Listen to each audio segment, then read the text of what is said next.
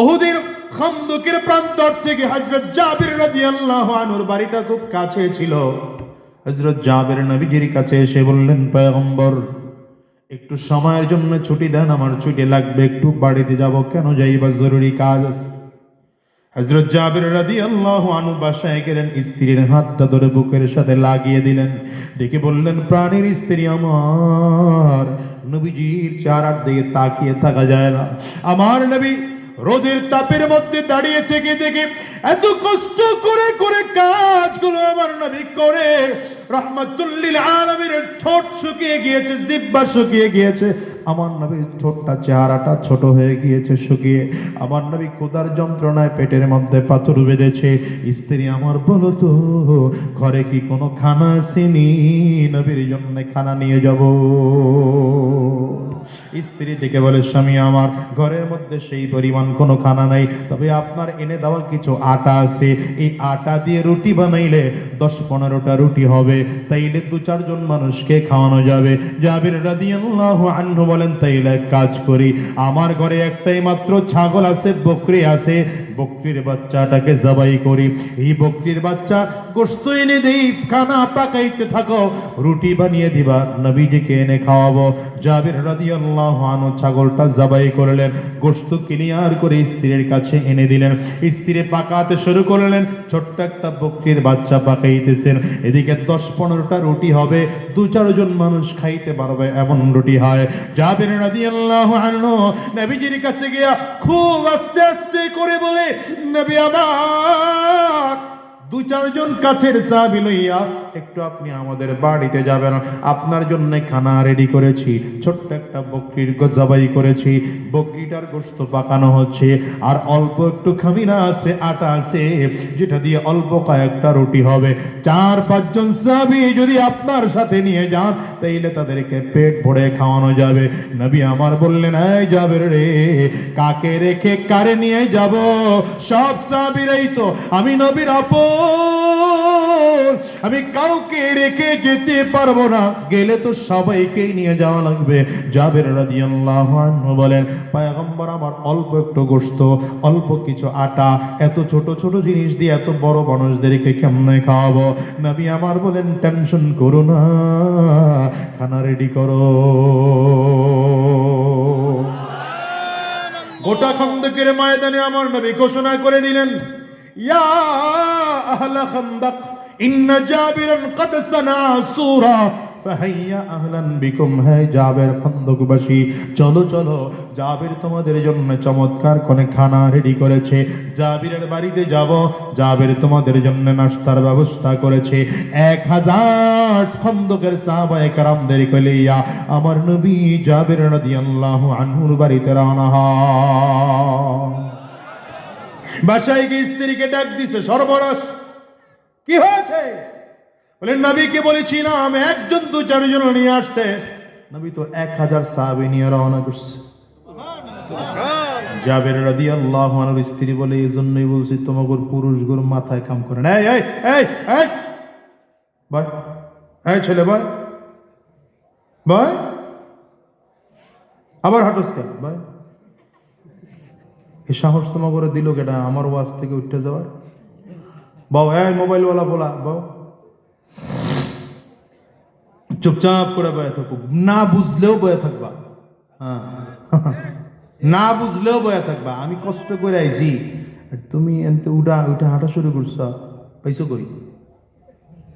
হ্যাঁ, সাবধান, একজন উঠা তো দূরের কথা, ঘাড় নাড়ানোর চেষ্টা করবেন না, সাবধান।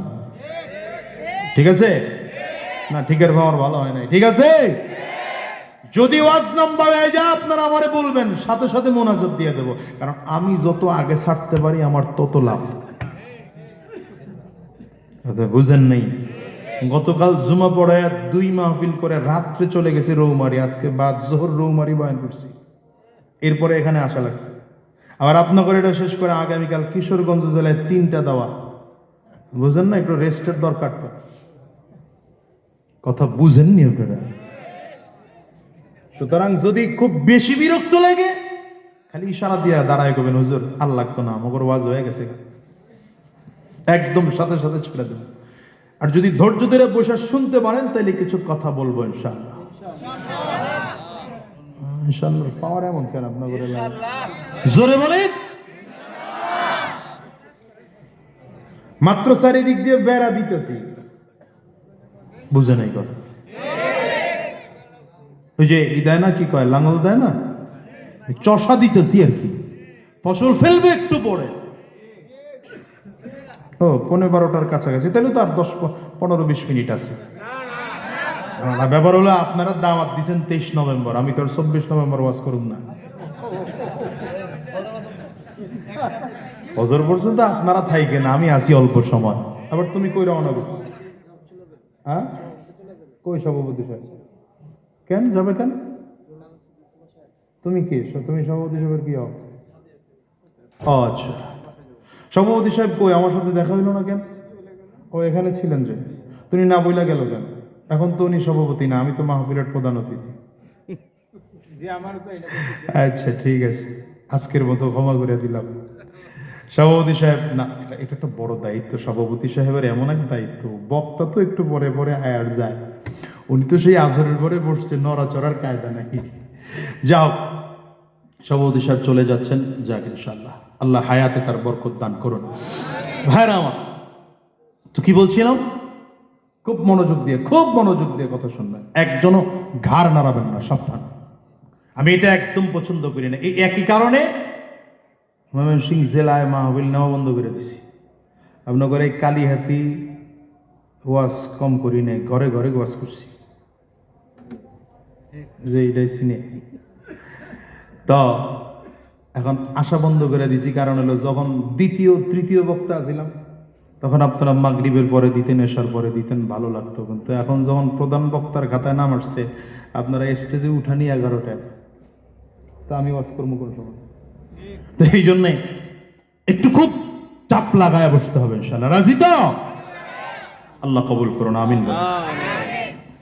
তো কোন দিক যেন কি বলতেছিলাম? জাবির রাদিয়াল্লাহু আনহু স্ত্রী বলে, আরে তোমার খবর আছে, অল্প একটু রুটি আছে, অল্প একটু খাসি, ছোট একটা বাচ্চা, ছাগলের বকরির বাচ্চা, তুমি নবীরে বলো নাই যে এতটুকু ছোট ছোট জিনিস আমাদের ঘরে? জাবির বলেন, নবীকে বলছি তো। নবীরে বলছিলা? হ্যাঁ। তারপরে নবী সব নিয়ে আসতেছেন? বলে হ্যাঁ। তাইলে অপেক্ষা করো, কিছু কিছু ঘটতেছে আজ। এত দুর্ভিক্ষ, সুবহানাল্লাহ। যদি নবীরে বলে থাকো ছোট্ট একটা বকরির বাচ্চা আর অল্প একটু খামিরা, 10-12টা রুটি হবে, এরপরেও যদি নবী 1000 সাহাবী নিয়ে আসে, তাহলে কিছু একটা ঘটতে যাচ্ছে আজ। অপেক্ষা করি কি ঘটে। সুবহানাল্লাহ, চিল্লায় সরে বল। নবীজি ঘরে চলে আসছেন জাবির রাদিয়াল্লাহু আনহু বাড়িতে। এসে বলেন, জাবির আটার খামিরা নিয়ে আসে। আটার খামিরা নিয়ে আসা হলো। নবীজি বিসমিল্লাহির রহমানির, এই যে বিসমিল্লাহর বরকত বলতে গিয়ে কথা আসছে, বিসমিল্লাহির রহমানির রহিম বলে আটার খামিরার মধ্যে ফু দিয়ে ঢাকনা ঢেকে দিলেন। যাও, শুধু ভেতর থেকে উঠায়া রুটি বানাইতে থাকো। একজন গিয়ে রুটি বানাবে, তুমি আমার হাতে এনে এনে একটা একটা রুটি দিবা, আর গোশত যে পাকানো হয়েছে ডেকসিটা আমার কাছে এনে দাও। ডেকসিটা নবীজির সামনে এনে দেওয়া হলো। আবু হুরায়রা রাদিয়াল্লাহু আনহু বলেন, চোখে তাকিয়ে দেখেছি নবীজি বিসমিল্লাহির রহমানির রহিম বলে ডেকসির মধ্যে ফু দেওয়ার পরে একটা একটা রুটি এসছে। রুটির মধ্যে নিজের হাতে গোশত উঠায়া রুটির মধ্যে রেখা পেঁচায় পেঁচায় রোল বানায়া এক একজন সাহাবীর হাতে দিচ্ছেন। কেউ 2টা, কেউ 3টা, কেউ 4টা, পেট ভরে খেয়ে একজন 2জন নয়, 10 জন সাহাবী বিদায়, 20 জন বিদায়, 30 জন বিদায়, 40 জন বিদায়, 50 জন বিদায়, 100 সাহাবী বিদায়, 200 সাহাবী বিদায়, 300 সাহাবী বিদায়, 400 বিদায়, 500 সাহাবী বিদায়, 600 বিদায়, 700 বিদায়, 800 বিদায়, 900 সাহাবী বিদায়, 1000 সাহাবী পেট ভরে খানাকে খন্দকে চলে গিয়েছে। নবীজি জাবেরকে ডাক দিলেন, আসো এবার তুমি আর আমি খাই। 2 জন মিলে জাবের বলেন, আজকে আমি বেশি করে খেয়েছি, যেহেতু কাজ করতে হবে। পেট ভরে খানা খেয়ে নবী বললেন, যাও এবার ঘরে দিয়ে আসো। ঘরের মহিলারা খাবে না, সন্তানরা খাবে না? জাবের রাদিয়াল্লাহু আনহু বলেন, কৌতূহল বশত বাসায় ভেতরে গিয়ে ঢাকনা উঠাইলাম। আরে নবী এতখানা খাওয়াইলো কোত্থেকে?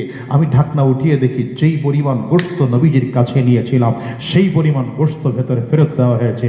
একটা টুকরা গোশত একটুকু পরিমাণ ঝাল গোশত থেকে কমে না হয়। বরকত দেওয়ার মালিক কে? জোরে চিল্লায় বলো, বরকত দেওয়ার মালিক কে? ولو أن أهل القرى آمنوا واتقوا لفتحنا عليهم بركات من السماء والأرض।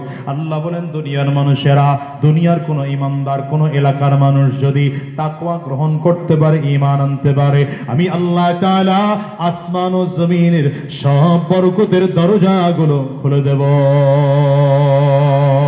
এই বাংলাদেশের মানুষগুলো তাকওয়াবান নয়, যারা ক্ষমতায় ছিল তারাও তাকওয়াবান ছিল না। এজন্য ঘটনা